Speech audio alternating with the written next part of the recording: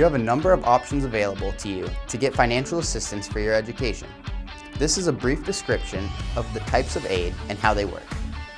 The first step in applying for financial aid is completing a free application for student financial aid. The FAFSA is available every year in January. You must complete a new FAFSA each academic year. An academic year includes fall, spring, and summer. Here, fall usually starts in August, spring starts in January, and summer starts in May. If you apply earlier than the published deadline, you may qualify for additional federal and state-funded grants with limited eligibility. The most common kinds of help are grants, loans, work study, and scholarships. Each funding source works differently than the other. Your best option is to visit the financial aid department on campus to talk with a knowledgeable representative to explain. But here are the basics you need to know. Grants are free money in the sense that you don't have to pay them back. There are eligibility requirements to get a grant and to keep it, but there is no payback obligation if you meet those standards. Federal financial aid offers the Pell Grant that most people are familiar with. There are other federal and state-funded grants available too. Federal direct student loans are an option as well. There are two types of direct loans, subsidized and unsubsidized. The difference is that the federal government pays the interest on the subsidized loan while you're in school at least half time, which is 6 credits, and does not pay the interest on the unsubsidized loan. You are responsible for this. The interest rates vary each year. You will want to talk with a financial aid representative to learn more and what would be the best for you. Loans are helpful if you really need them. You have to pay back loans, just like a loan for a car or mortgage. Don't take loans you don't need or to pay for expenses other than those related to education. That debt piles up quickly, and if you are late or default, you can ruin your credit score and ability to get approved for things like a car or house, as well as impact your ability to come back to college and receive financial aid. Don't take on debt that's more than you can realistically manage. Just because you are eligible doesn't mean you should take a loan. You have the option to decline.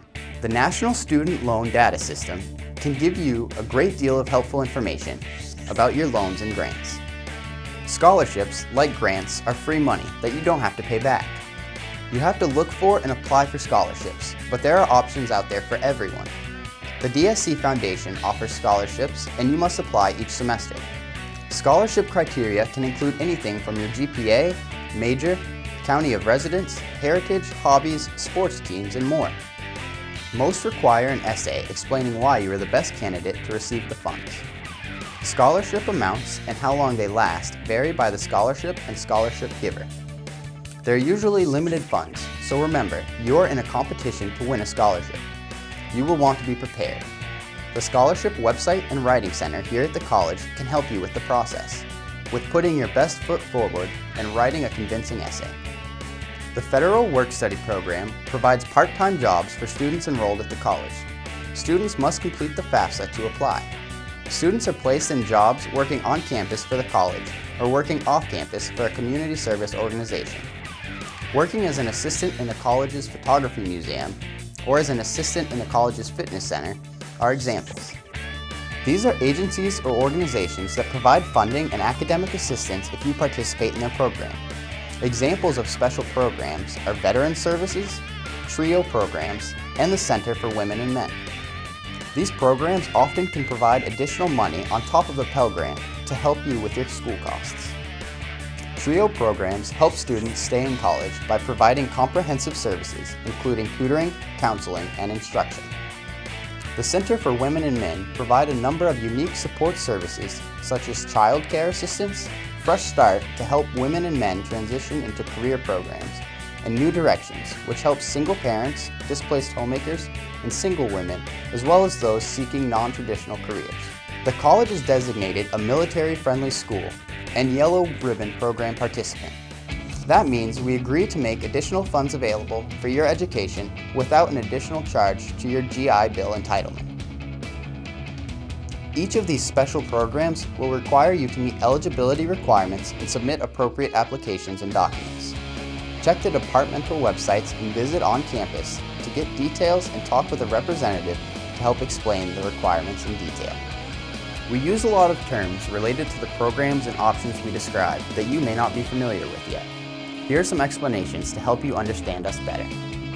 We refer you to the academic calendar a lot. It has all important college dates, including the drop date and withdrawal deadline. You can find the calendar on the home page of the college website and the student planner, as well as the catalog for that year. You should be aware of the dates for a number of reasons, but especially for the drop and withdrawal deadlines. Do you know the difference between drop and withdrawal? One difference is that each has its own deadline, published on the academic calendar. Here are the major differences. If you need to drop a class, it must be done by the published add-drop deadline for that semester.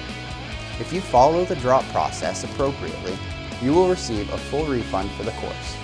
You need to be aware of each of your course's start and end dates. For example, a full semester course versus an A or B course. Dropping a class after the drop add period has ended is considered a withdrawal. You will receive a W grade for the course when you withdraw, and you will not be eligible for a tuition refund. Your instructor will not withdraw you from a class simply because you stop attending it. It is your responsibility to complete the withdrawal process yourself. Withdrawal has a deadline too, and it is also published in the academic calendar. If you do receive financial aid, you are encouraged to talk with someone in the financial aid office before withdrawing, because it can affect current and future financial aid eligibility. Withdrawals are counted as an attempt for a course. That means a withdrawal affects your completion rate. We talk a lot about enrollment status. All that really means is how many credits you are enrolled in. Full-time enrollment is a minimum of 12 credits per semester.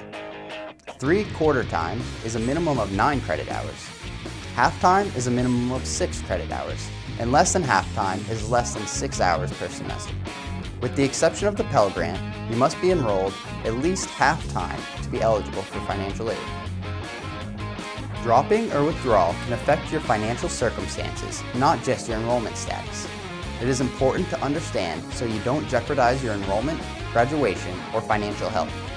Here are some key points to remember. Financial aid awards are reviewed at the end of the add-drop period each semester. If you change your schedule, the amount of your financial aid will be adjusted to reflect your most current enrollment status. If you drop below the minimum number of credits required for the award, your aid will be adjusted or canceled. Remember, you must be enrolled for at least 6 credits to receive loans. If you withdraw from all of your classes the last day to receive a tuition refund, your financial aid will be canceled. If you withdraw from all of your classes or stop attending classes prior to completing more than 60%, you may owe a percentage of federal funds received for that semester. Withdrawals may affect your satisfactory academic progress status, a requirement to keep your aid, by reducing your completion rate. Withdrawals will affect your lifetime eligibility, which are time limits and dollar amounts of aid you are limited to for the Pell Grant. All financial aid recipients must meet the satisfactory academic performance standards. These standards determine your eligibility to continue receiving aid. There are 3 main parts to the SAP rules. One concerning your grade and grade point average, one concerning your pass, fail, or completion rate, and one concerning the maximum amount of courses that financial aid will pay for. Let's explain. First is meeting the minimum grade point average. You need to earn a cumulative point average of 2.0 or above, including developmental college credits and transfer credits, with the exception of the BS in Education program, which requires a cumulative GPA of 2.5 or above. Next is the successful completion ratio. You need to earn 67% or above of cumulative credits attempted, combining all Daytona State College attempted credits and all attempted transfer credits. This is your pass-fail rate. Successful completion includes the letter grades of A, B, C, and D. Letter grades of F, FN, W, incomplete, satisfactory progress, and in progress are not considered successfully completed. Last, you must fall within what is called the maximum time frame. You need to graduate within 150% of the normal length of your program. The purpose of the maximum time frame rule is to help you effectively and efficiently complete your degree or certificates without unnecessary or extra credits. It is also in place to encourage you to make an early decision on a program and to commit to it. The SAP maximum time frame rule says that you may only receive financial aid for the first 150% of the credit hours required to complete the degree program. For example, let's say it takes 120 credit hours to earn your desired bachelor's degree. You will only receive financial aid for the first 180 hours you complete. That is 120 required hours times 1.5, or 150%, which comes out to 180. That gives you a little wiggle room for prerequisites, a change of heart, or a possible course repeat. Remember, you need to earn your aid by meeting these standards. We expect you to take control of your education, your finances, and your student accounts. That means you need to monitor your progress and keep in communication with us. And check if we've tried to communicate with you as well. Here are some highlights. Did you know that financial aid pays only for the courses needed for your current program? For example, if your primary major is AA and you are taking courses for a cosmetology certificate, your financial aid will be based on your enrollment in the classes required for your AA, not the certificate. This is why it is important to know the restrictions related to what will be paid for and the time limits you have to complete. There are also limits as to how long you can receive a Pell Grant. Visit www.studentaid.gov for more information. Career planning, meeting with an academic advisor once a semester, and staying in touch with financial aid can all help you keep on track to earning your degree and maintain your financial aid eligibility. Keep your personal information on file up to date, including your address and a working telephone number where you can receive voicemail. You can update all of that using the portal. You will also need to visit other areas of the portal to check your email account and your financial aid status. You should check your email daily. You can check your aid page to see the SAP status, check on and track documents that might be missing, holding up your aid, or if the documents you have submitted have been processed, as well as see your financial aid award. The college communicates with you primarily with your student email account and posting details using your portal page. The Financial Aid Office helps students find funds to meet educational expenses with funds from federal government, state government, or through private sources including grants, scholarships, loans, or work. They assist with the process of completing the appropriate applications and submitting requested documentation. The Office of Student Accounts processes and maintains financial records related to your account, including making payments, arranging payment plans, posting scholarships, grants, waivers, and third-party billings, including the Florida College Prepaid Plan. Book deferments are available to students who have applied for financial aid and have submitted all of the required paperwork, but have not yet been awarded. Deferments are based on the number of credit hours the student is enrolled. The Office of Student Accounts processes deferment requests. Deferments are often confused with book vouchers.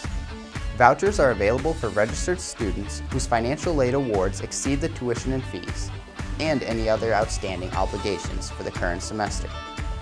Book vouchers are based upon the number of hours enrolled and the credit balance remaining after all your tuition and fees have been paid.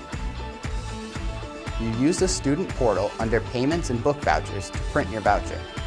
Dates for those processes, like disbursements, vouchers, and deferments, can be found at the Office of Student Accounts website each semester. Hopefully this overview has helped you understand your options and resources better. Make sure to visit the website, talk with the department representatives, and take advantage of the help we have available for you. Good luck!